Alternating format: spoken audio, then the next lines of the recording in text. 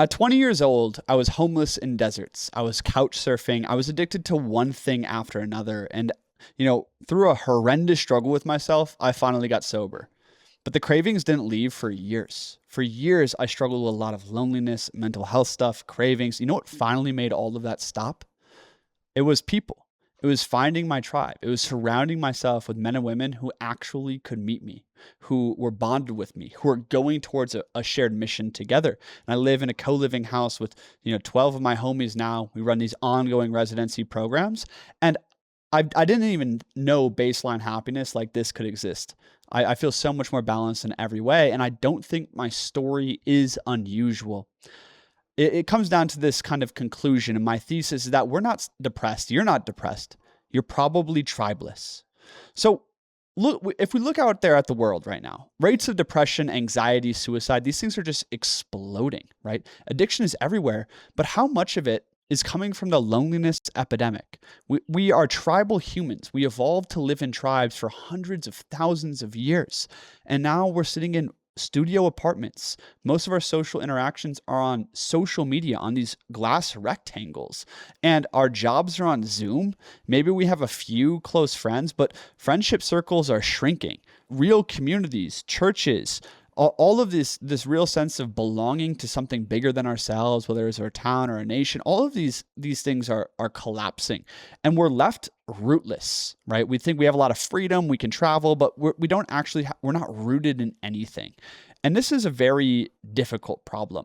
Like, most adults today can't name 3 friends that they would call in a crisis, while most of our ancestors had a wolf pack of men and women, brothers and sisters that would fight and die for them. Just think about how different that is, right? We have been without tribe for so long now, for so many decades, that we don't remember what we're even missing. We just feel the absence as a vague wrongness and assume it's us. And here's the part that really gets me, right? The more tribeless we become, the more unrooted we become, the more defenseless we are, the more spiritually and emotionally and physically weak we are.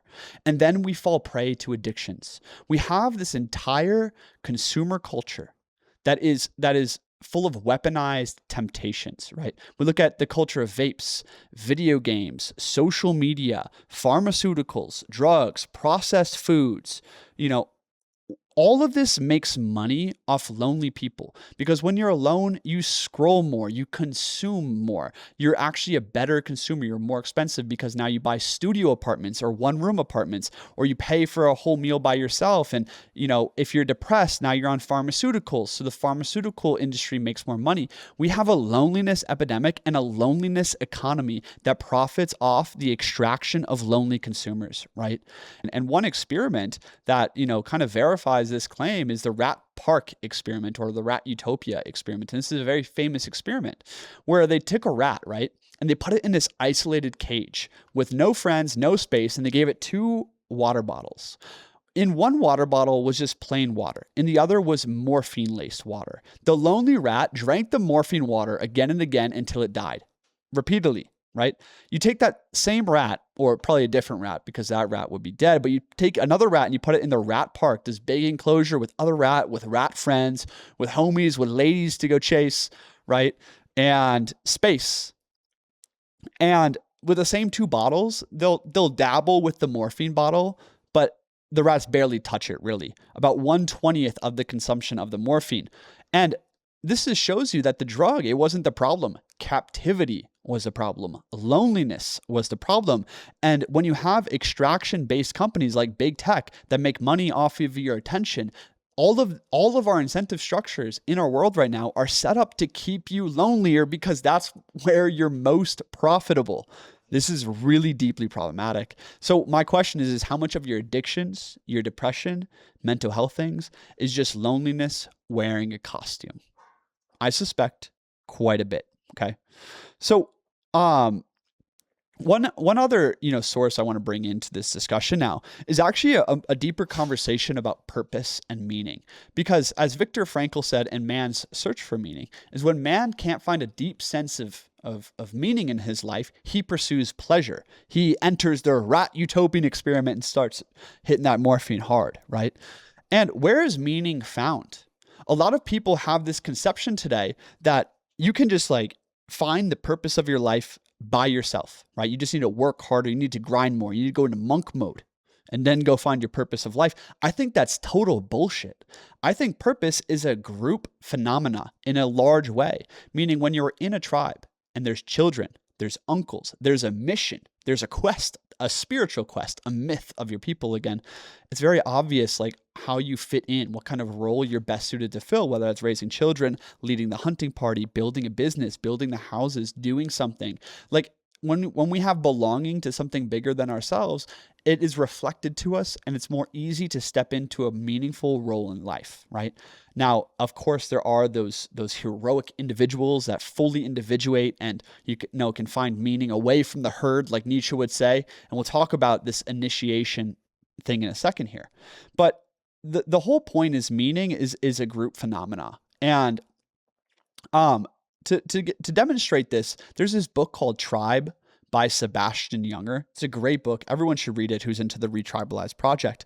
And Junger in this book, he talks about the Blitz, where Germany is bombing Britain excessively in World War II. And studying this situation, it was very interesting that the experts at the time thought the mental hospitals, the psychiatric wards would be full of people who are going insane because bombs are blowing up all over the neighborhoods, right?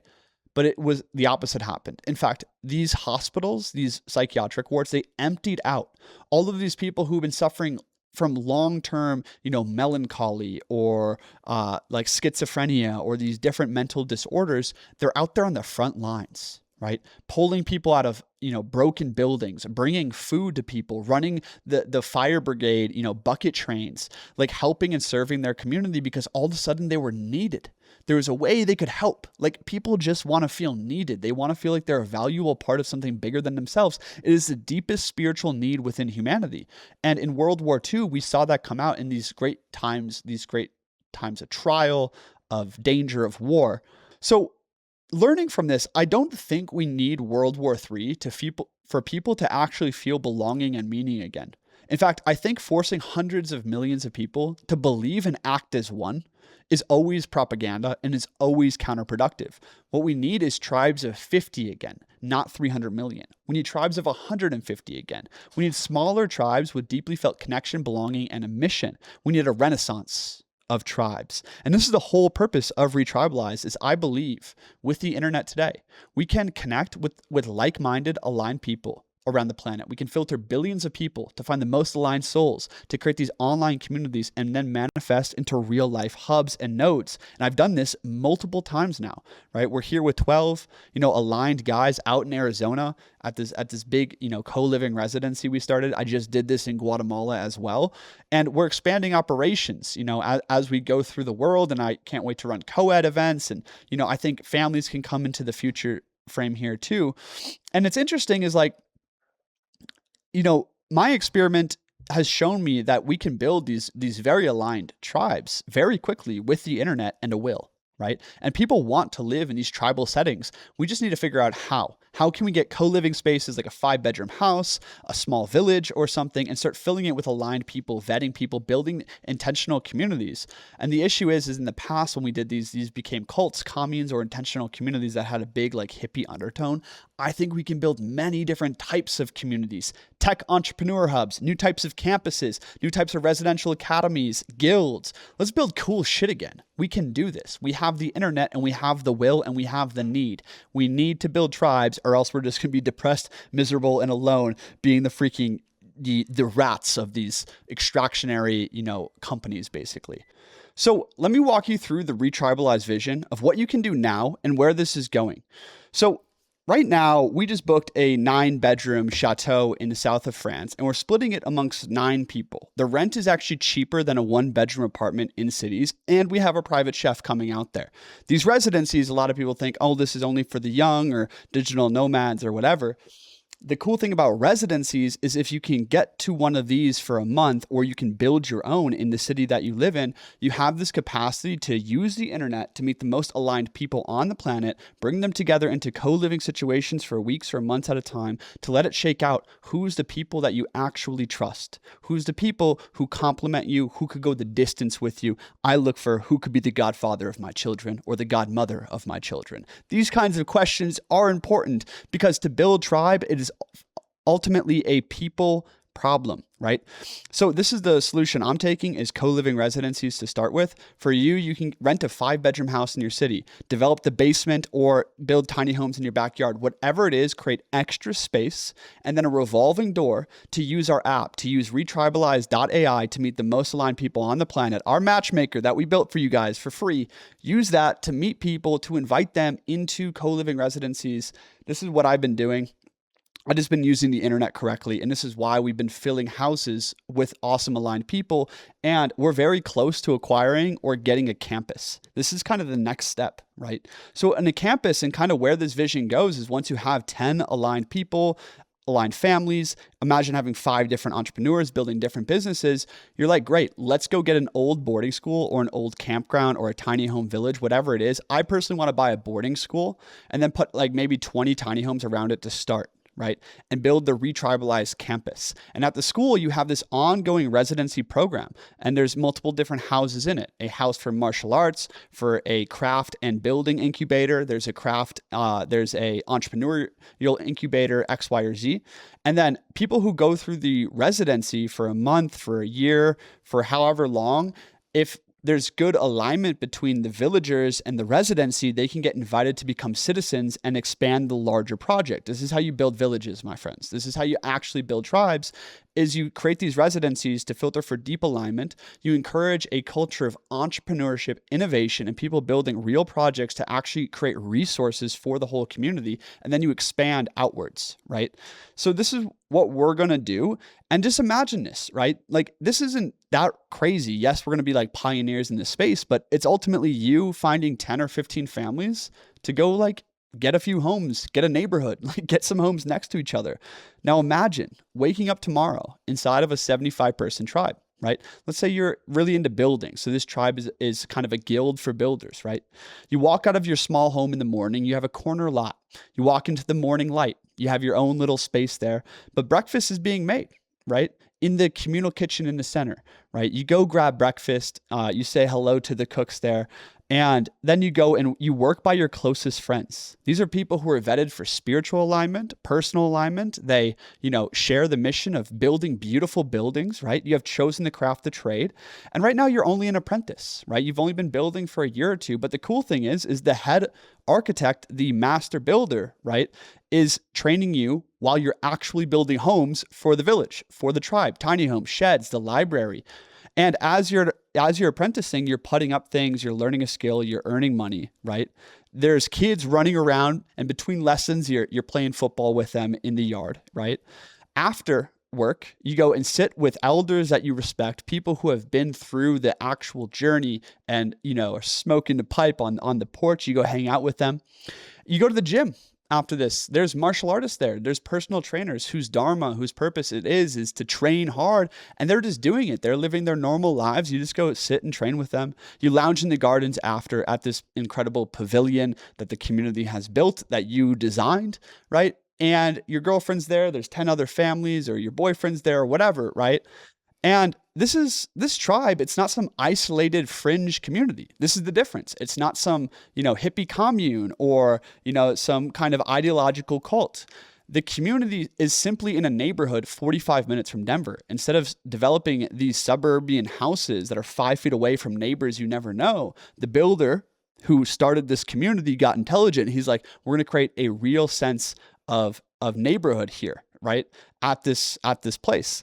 So it's 45 minutes from Denver. And guess what? You guys are wealthy as a tribe. Why are you wealthy? Is because you are becoming the best at a certain alternative form of building, right? Because you have this entire guild built around building, architecture, design, putting up, alternative building methods, designing ecology and architecture together into these arcologies for the city and for people. So people all over the city are hiring your tribe to go do something because you guys are not some isolated fringe community. You are embodying a version of excellence, a vision of excellence, and an ideal as builders in a people. At the front of house, you walk into the social club after your training session to go sauna, right? This social club has a farm-to-table cafe. There's a sauna, cold plunge. There's a gym. This is the front-of-house residency system for people who are interested in joining your community. They just come to the residency for affordable living to live around other builders for a month or 3 months at a time. You also make money from this process, right? There's so many different ways this land is generative. Different businesses, the architectural school, X, Y, and Z, right? The vision goes on and on and on. As like those who build tribes outcompete literally everybody else. Not only are you happier, you have a sense of belonging, place, like, family, tribe, but you guys are economically more powerful than everyone else who's just fighting alone in this world where it is every man for himself. Think about how much of your mental health issues would evaporate in an environment like that. Think about how much of your depression, your loneliness, your screen time, your drug use would just go away. My bet, a staggering amount.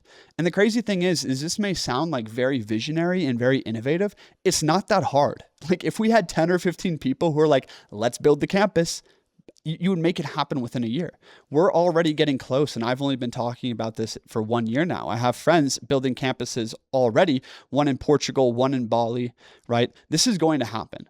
So this is the Retribalize mission, is let's build new types of villages, new types of tribes. If you want to come join us and join other builders who are working on their residencies, or even come to one of our residencies, there's a link below to sign up for the Retribalize Academy. In there, I run calls every week. My team runs calls. It's an exclusive network of builders, and that's where we invite to our invite-only residencies. Next one is in France. So that's the whole deal. Jump on the app, jump into the academy. I'll see you there. Thanks for watching. And you can click here for my last video about building residencies in the 5-bedroom house, which is the best starting point.